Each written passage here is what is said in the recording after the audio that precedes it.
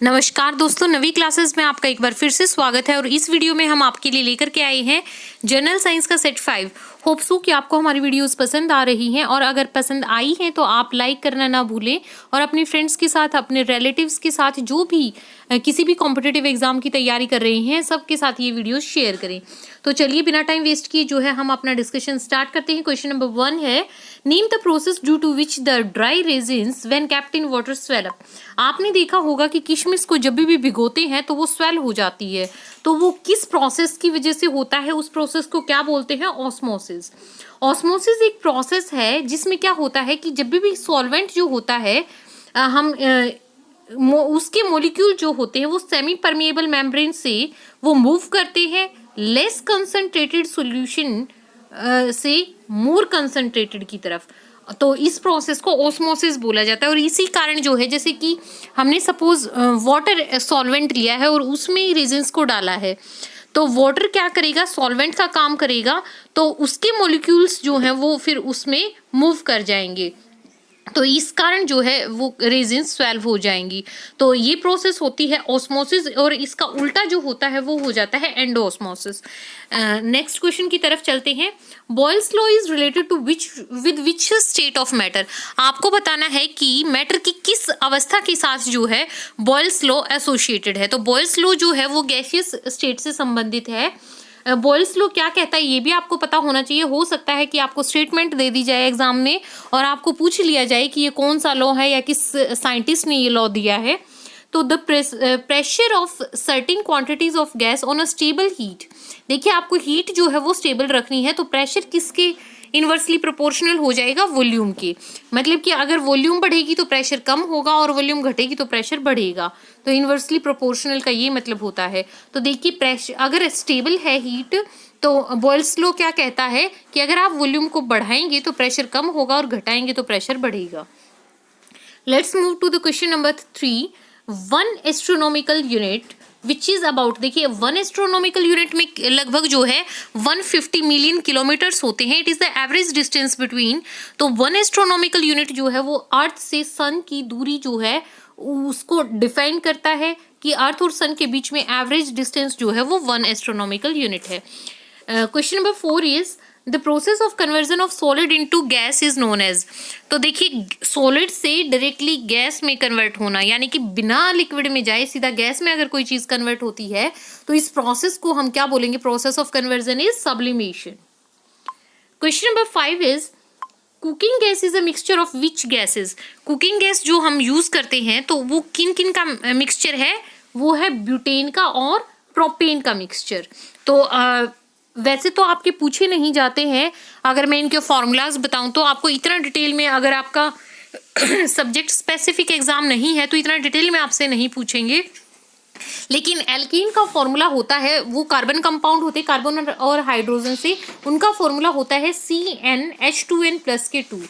मतलब कि सपोज आपको ब्यूटेन का बनाना है तो ब्यूट मीन्स 4, तो C4H, H कितना हो जाएगा? 2 इंटू N की value 4, H 8 plus 4 to 8 plus 10, C4H10। इसी तरह से प्रोपेन का क्या हो जाएगा? C3 और H 3 टू 6 प्लस 2 8।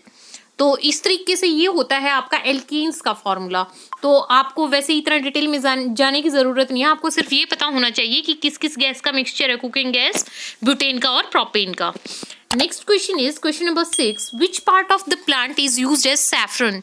आपको बताना है केसर के रूप में जो यूज होता है। देखिए, केसर जो है वो एक बहुत ही एक्सपेंसिव स्पाइस है, और जो आपको बताना है कि प्लांट के किस हिस्से से जो है हमें केसर मिलता है, तो वो है स्टाइल और स्टिग्मा से। रेड टिप्स जो होती हैं स्टिग्मा की, यूजुअली वहां से जो है हमें सैफरन ऑब्टेन होता है। Next question is what is the average life span of human RBCs. Human red blood cells जो होती हैं उनका एवरेज टाइम पीरियड क्या होता है? 120 डेज होता है।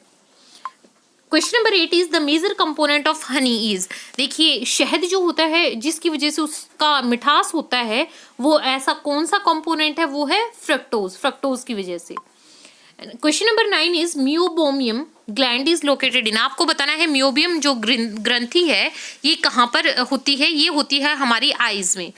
ये जो प्लेट होती है अपर एंड लोअर आईलिड्स की, ये वहां पर लोकेटेड होती है।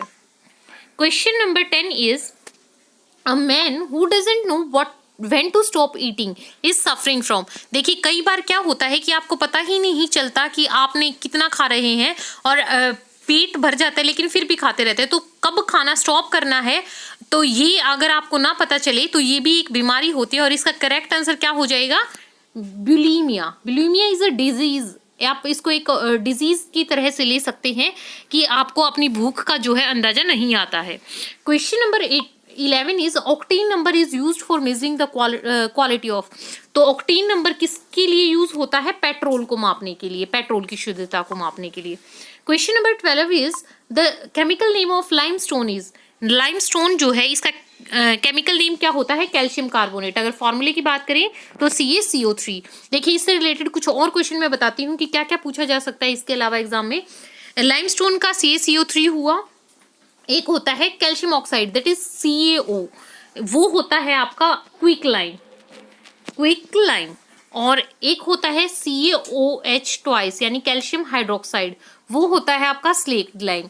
तो इनका तीनों का आप याद रखें, CaO is quick lime, CaCO3 is limestone and COH twice is slaked lime. Let's move to question number 13. Bronze is an alloy of. Bronze किसका एलॉय है, एलॉय क्या होते हैं, एलॉयज जो होते हैं वो होमोजीनियस मिक्सचर होते हैं जिसमें आप जिन भी मटेरियल से बने होंगे वो इस तरीके से घुल जाते हैं। होमोजीनियस मिक्सचर उस चीज़ को बोलते हैं जहाँ पर आपको कंपोजिशन जो है वो आप ऐसे देख नहीं सकते, अच्छी तरह से चीज़ें घुल मिल जाती हैं। तो एलॉयज जो होते हैं वो मेटल का दूसरे मेटल के साथ या एक मेटल और नॉन मेटल का जो है कंपोजिशन होता है। तो ब्रोंज आपको बताना है कि किसका एलॉय होता है, वो होता है कॉपर और टीन का। अगर फॉर्मूलाज देखें तो कॉपर का सिंबल क्या होता है Cu और टीन का होता है Sn। Let's move to question number 14। The age of tree is determined by. आपको बताना है कि किस जो हम अंदाजा लगाते हैं कि ये वृक्ष जो है इतना पुराना है, इतने साल का है, तो क्या हम उनकी डेट ऑफ बर्थ तो नोट करते नहीं हैं, तो हम क्या करते हैं, तो हम करते हैं उनकी ग्रोथ रिंग्स से पता कि उसकी ट्री की जो है एस्टिमेटेड एज क्या है। Question number 15 is lack of which hormone in our body causes diabetes. Diabetes किस हार्मोन की कमी से होती है, किस हार्मोन की प्रोडक्शन में कमी आती है तो डायबिटीज होती है, तो इसका आंसर है इंसुलिन। और इंसुलिन हार्मोन जो है वो कौन सी एंडोक्राइन ग्लैंड सिक्रेट करती है, pancreas.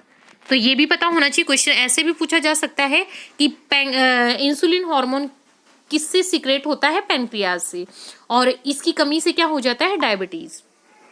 Question number 16 is the human beings cannot digest grass like cows does.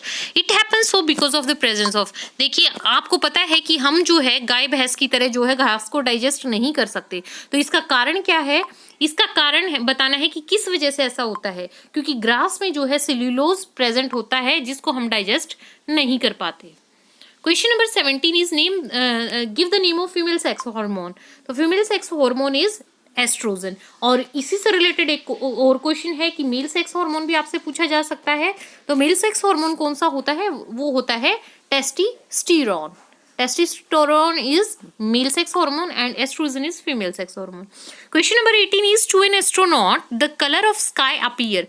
जो भी कोई अंतरिक्ष यात्री होता है तो उसको क्या होता है कि हमें तो ब्लू दिखता है लेकिन उसको कैसा कलर दिखता है स्काई का, तो उसको दिखता है ब्लैक, क्योंकि लाइट जो है स्कैटर नहीं होती, आप ऊपर जाते हैं एटमॉस्फेयर प्रेजेंट नहीं होता तो पार्टिकल स्कैटर नहीं होते, जो इसी वजह से जो क्या है आपको ब्लैक कलर दिखाई देगा। फिर question number 19 is spherical form of rain drops is due to, कि जो बारिश की बूंदें होती हैं आपने देखा है वो इस तरह से स्फेरिकल शेप की होती हैं, तो उनकी स्फेरिकल शेप किस वजह से होती है, किस इफेक्ट की वजह से, सरफेस टेंशन की वजह से। लास्ट क्वेश्चन है cinnabar is an ore of. आपको बता रहे हैं सिनेबार किस मेटल का ओर है, तो वो है मरकरी का, और मरकरी का सिंबल क्या होता है, Hg। और एक चीज और मरकरी से रिलेटेड एक इम्पॉर्टेंट पॉइंट है कि मरकरी ही एक ऐसा मेटल है, मरकरी ऐसा मेटल है जो रूम टेम्परेचर पर आपको लिक्विड स्टेट में देखने को मिलेगा। वैसे ज़्यादातर जो मेटल्स होते हैं आपको वो देखते हैं आप सॉलिड स्टेट में मिलते हैं, लेकिन मरकरी जो है वो इतना सॉफ्ट होता है ऐसे ये कि रूम टेम्परेचर पर ये पिघल जाता है। तो उम्मीद है कि आपको वीडियो ज़रूर पसंद आई है, तो एक लाइक दें और अपने फ्रेंड्स के साथ वीडियो को शेयर करें। चैनल को अभी तक सब्सक्राइब नहीं किया है तो सब्सक्राइब कर ले। Thank you.